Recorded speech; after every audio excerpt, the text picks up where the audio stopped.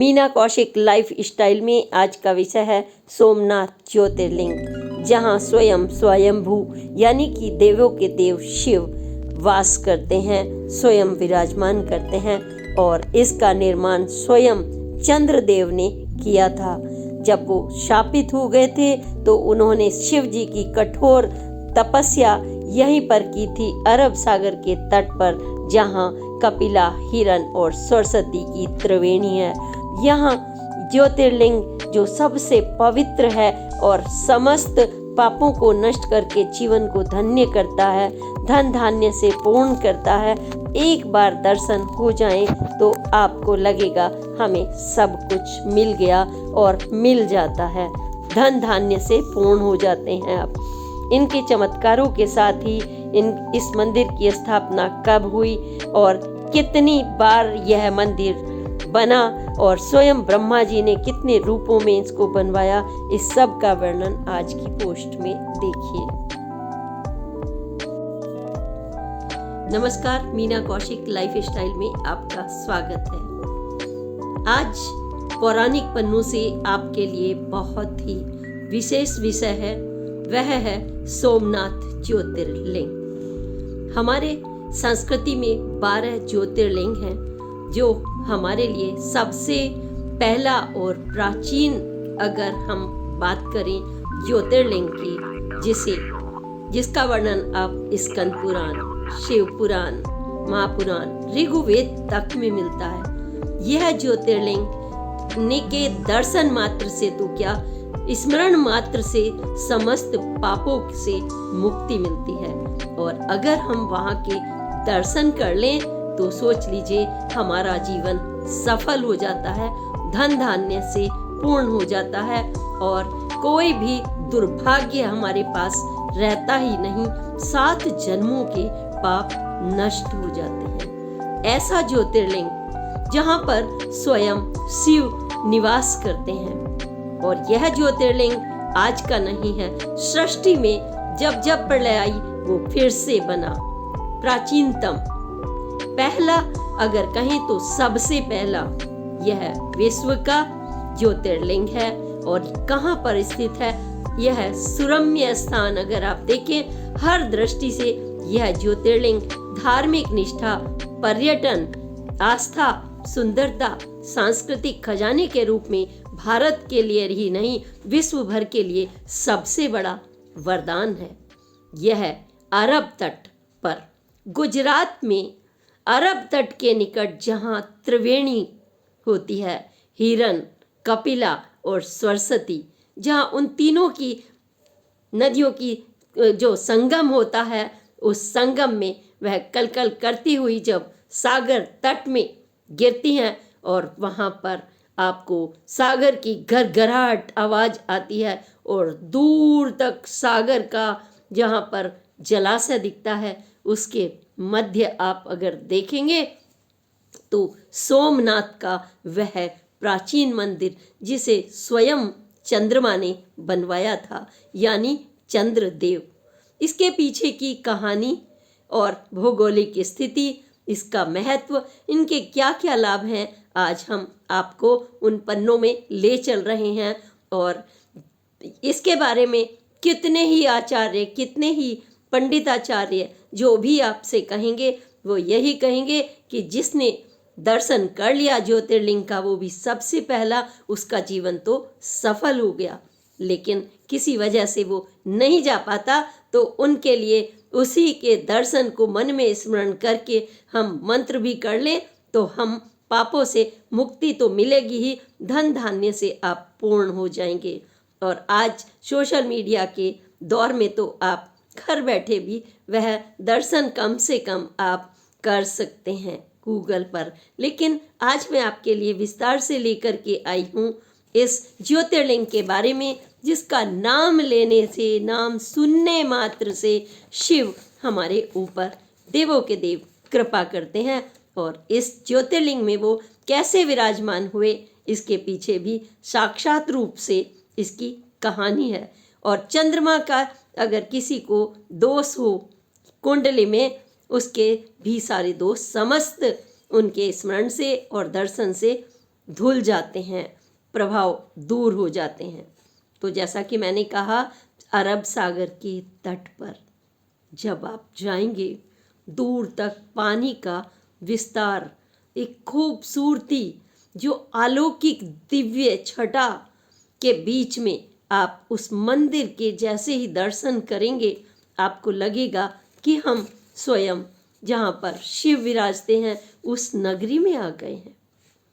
आपको अपनी सुध बुध भूल जाएंगे और शिव के उस रूप में देखेंगे अपने कि हम कितने धन्य हैं, भारत में हम जन्मे हैं जहाँ 12 ज्योतिर्लिंग है, एक ही नहीं। मैं एक एक का आपको हर रोज इसी तरह से आपको 12 के 12 ज्योतिर्लिंग बताऊंगी, क्योंकि अगर कहा जाता है कि अगर हम स्नान के बाद 12 के 12 ज्योतिर्लिंगों का नाम मात्र स्मरण भी कर लें तो आप सोच लीजिए आपके पाप तो खत्म ही होंगे, दुर्भाग्य दूर हो जाएगा। ऐसे शिवलिंग की हम बात कर रहे हैं। यह है गुजरात के सौराष्ट्र क्षेत्र में, और सौराष्ट्र क्षेत्र में यहाँ पर आप बंदरगाह के निकट यह बना हुआ मंदिर है और इसके पीछे एक कहानी है। यह कहानी है राजा दक्ष से जुड़ी हुई। राजा दक्ष की 27 पुत्रियां थी और चंद्रमा जो हमें दिखाई पड़ते हैं, देवों के देवों में सूर्य हैं, चंद्र हैं, पंचदेव हैं। तो चंद्रमा की अगर हम बात करते हैं, जिसे देवों के देव हमारे शिव, हमारे सृष्टि के रचयिता, हमारे भोलेनाथ शंकर, उनके माथे पर चंद्रमा विराजते हैं। क्यों विराजते हैं ये तो आपने सुना ही होगा। यह राजा दक्ष के दामाद थे चंद्रमा, और इनकी 27 पुत्रियों से दक्ष की शादी हुई थी चंद्रमा की। लेकिन उनका जो मन था, अनुराग, प्रेम जिसे कहते हैं, वो विशेष सिर्फ रोहिणी पत्नी से ही था, और 26 जो उनकी अन्य पुत्रियां थी वो अपने आप को उपेक्षित महसूस करती थी, अपमानित महसूस करती थी। और उन्होंने अपने पिता से कहा कि आपने हमारी शादी तो कर दी है, लेकिन जो बहन रोहिणी है उन्हीं से चंद्रमा का सारा अनुराग उन्हीं पर बरसता है। पिता को यह सुनकर अच्छा नहीं लगा, क्योंकि पति तो वो उनके भी थे और सारा प्यार उनके हिस्से में जा रहा है।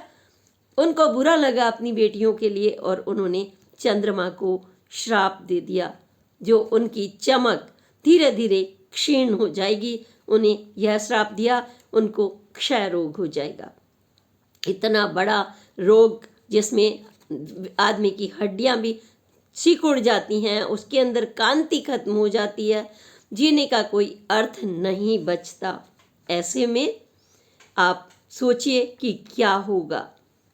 ऐसे में चंद्रमा को ब्रह्मा जी के पास गए चंद्रमा, और उन्होंने अपनी दुख भरी दास्तां ब्रह्मा जी को सुनाई कि ये बात है। तो ब्रह्मा जी ने कहा कि आपका क्षय दूर रोग हो जाएगा, और जो कांति नष्ट हो गई है, दूर दूर तक अपमान भी, सामाजिक रूप से भी अपमान, ये बात अगर बाहर निकल जाए तो इस तरह से फिर क्या होगा। तो शिव की इन्होंने कठोर तपस्या की। कहाँ जा कर के स्वयं आप सुनिएगा। जो सबसे पहला ज्योतिर्लिंग है जिसका आज हम वर्णन कर रहे हैं, सोमनाथ, इसका नाम क्यों पड़ा यह भी मैं बताऊंगी।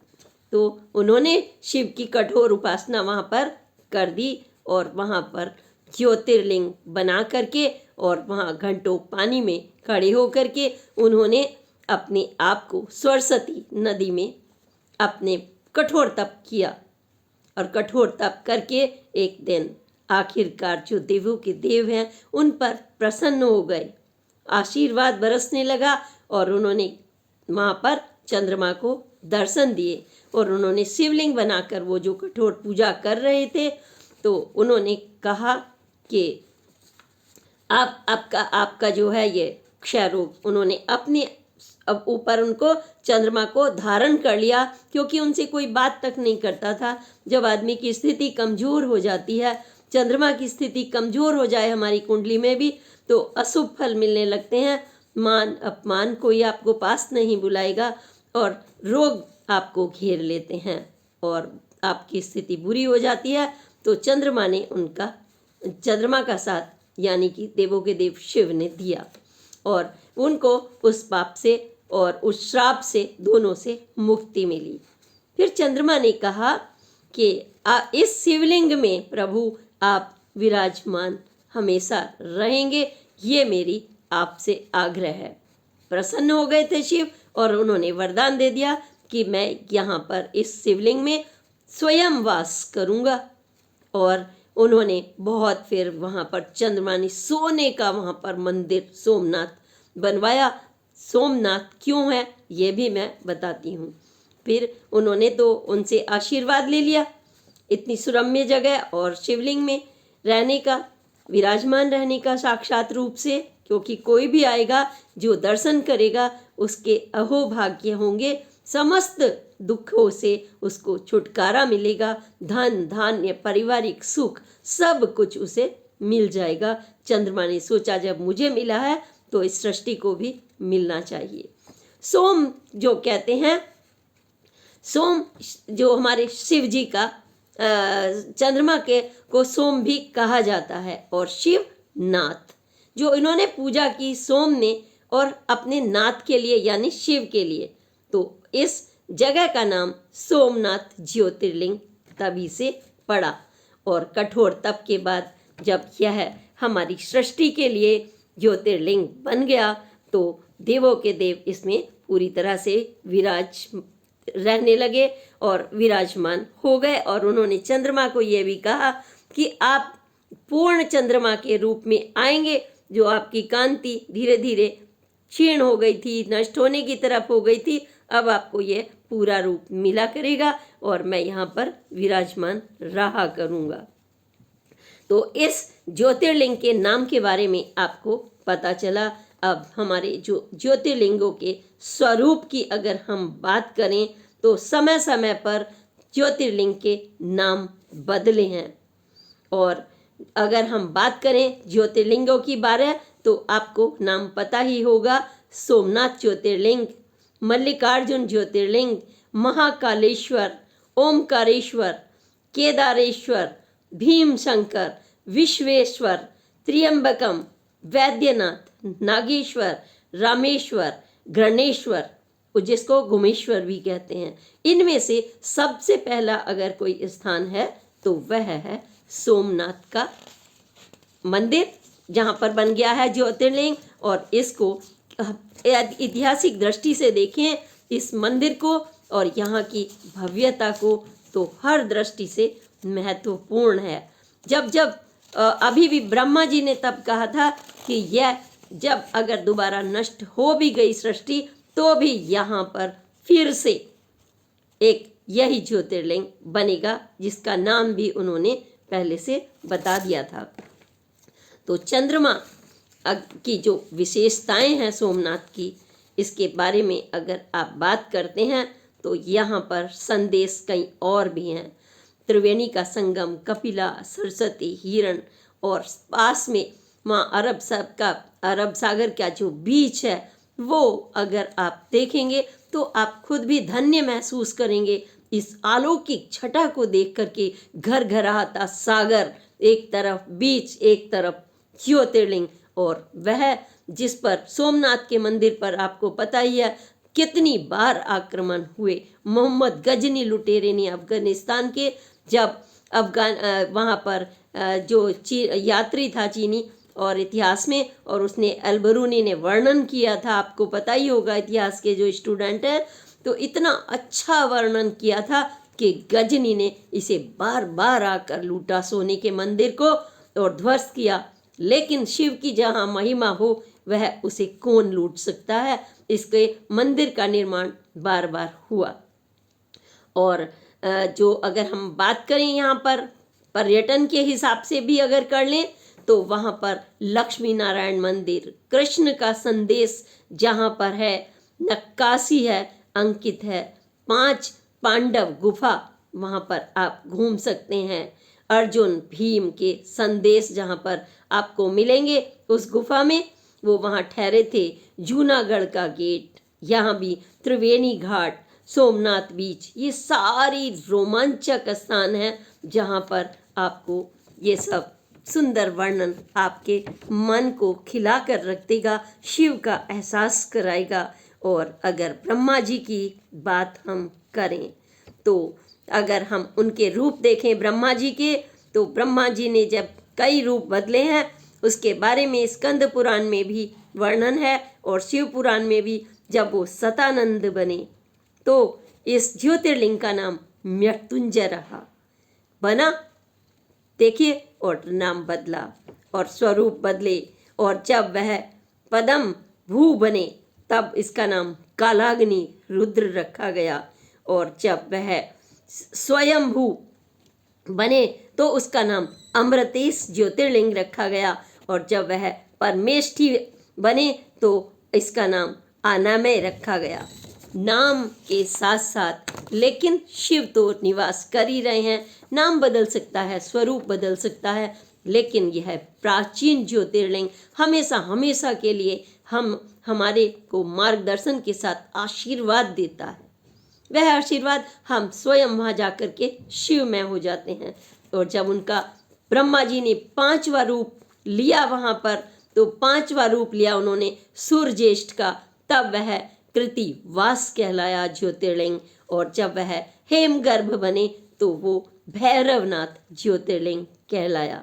और सोमनाथ मंदिर में 6 बार तो लूटा, बना टूटा, बना टूटा, और अनगिनत यहाँ पर। और वर्तमान जो भारत के पूर्व गृह मंत्री रहे सरदार पटेल जी, उन्होंने भी इसका निर्माण, पुनर्निर्माण कराया। चंद्रदेव ने, जैसा कि मैंने कहा, सोने से इसका निर्माण कराया था, स्वर्णिम पूरा। एक तरफ आपको सागर की छटा मिलेगी, त्रिवेणी के कल कल पानी की गड़गड़ाहट, समुद्र की गड़गड़ाहट के साथ तीनों का जो संगम है वो आपका ध्यान आकृष्ट करेगा। तो दूसरी तरफ रवि ने भी इनका चांदी से बनवाया था गढ़ करके, और कृष्ण जी ने काष्ठ से बनवाया, यानी वुडन वर्क से। और उसके बाद पत्थरों से भी राजा भीम ने इसका निर्माण मंदिर का कराया। अपना अपना योगदान सबने दिया है, और शिव तो स्वयंभू वहाँ पर है ही। पूर्णिमा की जब पूरी रात्रि को जब वहाँ पूर्ण चंद्रमा दिखते हैं तो पता चलता है कि चंद्रमा को भी शिव जी ने आशीर्वाद ठीक होने का दिया था। तो आप सोच लीजिए कि जहाँ चंद्रमा तक का रोग दूर हुआ हो, वहाँ आपका रोग तो कोई बच ही नहीं सकता। आप रोग, दोष, पाप सब दूर होकर के सिर्फ सुख ही सुख वहाँ पर मिलते हैं। और महाभारत में राजा सोम ने भी इस मंदिर का निर्माण कराया था, जब इसका नाम सोमेश्वर पड़ा। अब हम बात करते हैं जो वर्तमान मंदिर है उसकी संरचना कैसी है। संरचना चालुक्य शैली में है। पत्थरों पर आप देखेंगे खूबसूरत नक्काशी देखेंगे, जो अष्टमा पर होल बना हुआ है, अष्टकोणीय होल में शिव और पार्वती वहाँ पर स्वयं चर्चा कर रहे हैं। शिव पुराण और स्कंद पुराण में कब इस मंदिर का निर्माण हुआ, क्या क्या हुआ, वहाँ पर सब अंकित किया गया है। और शिखर की अगर हम बात करें, समंदर तल से ऊंचाई, तो 155 फीट ऊंचा समंदर तल से उसका शिखर है। और शिखर में हम वहाँ पर लाइट शो जब होते हैं, क्योंकि आधुनिक युग है, तो लाइट शो जब होते हैं तो इसकी जगमगाहट रात को भी देखने पर आपको लगता है कि हम स्वर्ग में हैं। भारत की मिट्टी हमारी इतनी खूबसूरत है, जहाँ हमें कहीं दूर दूर भी नज़र डालें, विश्व में कोई ऐसा स्थान नहीं मिलेगा जो भारत में है। यह है हमारे यहाँ से कब से वास्तुकला की, ये सोच लीजिए, वास्तुकला का एक दिव्य, अलौकिक और भव्य रूप हमें अपने मंदिरों में दिखाई पड़ता है। वह आप सोमनाथ मंदिर में जाएंगे तो स्वयं आप जो जा चुके हैं वो तो लीला जानते ही हैं वहाँ की, कि मैं तो कुछ भी वर्णन नहीं कर सकती। सिर्फ बस ये कह सकती हूँ कि हमारे ज्योतिर्लिंग, हमारे शिव जहाँ बसते हैं वहाँ पर हमारा सर्व सुख है, और वहीं हमारे लिए पूरा ब्रह्मांड है, जहाँ दुर्भाग्य हो ही नहीं सकता। उसके दर्शन करना तो हमारे लिए जीवन सफल करने के लिए है। और इस सुख और शांति के लिए आप अगर नहीं जा सकते तो इतना तो मैं ज़रूर कहूँगी कि आप सुबह स्नान करके आप ज्योतिर्लिंग का शुरुआत करें नाम लेने से सोमनाथ के, और 12 के 12 नाम तो जरूर स्मरण कर लें। अगर सुबह शाम आपने कर लिया तो आपके जीवन में सफलता ही सफलता होगी, दुख तो होगा ही नहीं। चंद्रमा का कोई अगर गलती से कुंडली में दोष है वो विष योग तक समाप्त हो जाएगा। और जब इस तरीके की आप बातें सुनेंगे वहाँ पर, जब मोहम्मद गजनी की अगर हम इतिहास में जाएं, जो अल-बिरूनी ने अपनी यात्रा के दौरान पर्यटन के दृष्टि से इसका अफ़गानिस्तान के वो चर्चा की थी, तो लुटेरे ने जब लूटा था 1024 के अगर हम पन्नों में जाएं तो उस समय भी 300 संगीतकारों का वहाँ वर्णन किया गया था और 500 नर्तकियाँ जो प्रभु के खुश होकर के भक्ति में लीन होकर के वहाँ डांस किया करती थी और 300 नाई होते थे।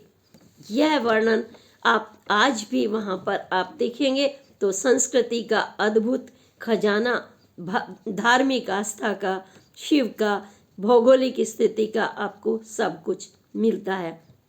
एक तरफ वहाँ पर बारिश भी बार बार आती है, तो बारिश में एक तरफ आपका 1.5 किलोमीटर की दूरी पर जहाँ पर बीच है तो दूसरी तरफ आप त्रिवेणी के संगम में बोटिंग का एंजॉय कर सकते हैं, आनंद ले सकते हैं। खूबसूरत इस सागर की गरगराहट में वहाँ पर जो बने हुए सीप के एक से एक बढ़कर खजाना है वो आप अपने घर में ला सकते हैं।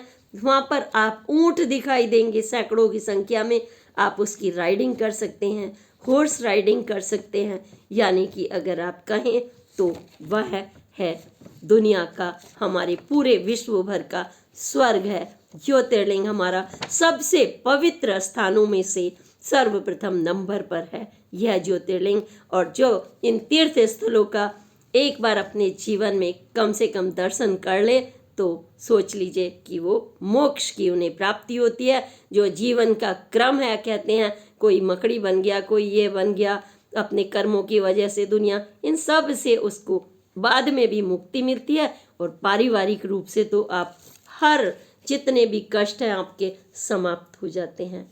तो ऐसे ज्योतिर्लिंग की जो आज मुझे आपके सामने प्रस्तुत करने का मौका मिला, मैं भी अपने को धन्य समझ रही हूँ कि एक शिव भक्त को यह मौका मिल रहा है कि मैं शिव के पन्नों को आपके सामने प्रस्तुत करती हूँ पौराणिक कथाओं के जरिए। और अब मैंने ये ज्योतिर्लिंग के बारे में 12 के 12 ज्योतिर्लिंग के आपके सामने मैं यह विस्तार से बताऊंगी। धार्मिक दृष्टि से आप जरूर इनको देखिए और हाँ, मौका मिले जीवन में तो आप जरूर दर्शन करने जाइए, क्योंकि ईश्वर जब यह मौका देते हैं तो छोड़ना नहीं चाहिए आपको। और फिर भी अगर ऐसा है तो सिर्फ आप नाम तो अवश्य ही लीजिए, आपके समस्त दुख दूर हो जाएंगे जीवन के, जो छोटे छोटे होते हैं। बस जैसे ही आप लेंगे सोमनाथ का ज्योतिर्लिंग, शिव आपके सामने होंगे। शिव तो जल्दी से प्रसन्न होते हैं। और इसी के साथ हम कहेंगे श्री शिवाय नमस्तुभ्यम।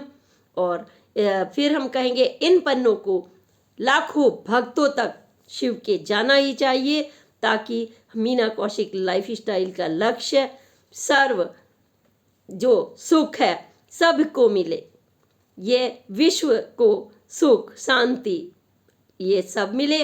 और इसके साथ में हम कहेंगे कि ज़्यादा से ज़्यादा लाइक करें, सब्सक्राइब करें, शेयर तो बहुत ही करें, ताकि यह जो हमारे जीवन के लिए एक सफल और सहज रास्ता शिव भक्ति पाने का हमें मिल सके, सहज रूप से वो हमारे साथ में आ सकें उनका नाम लेते ही।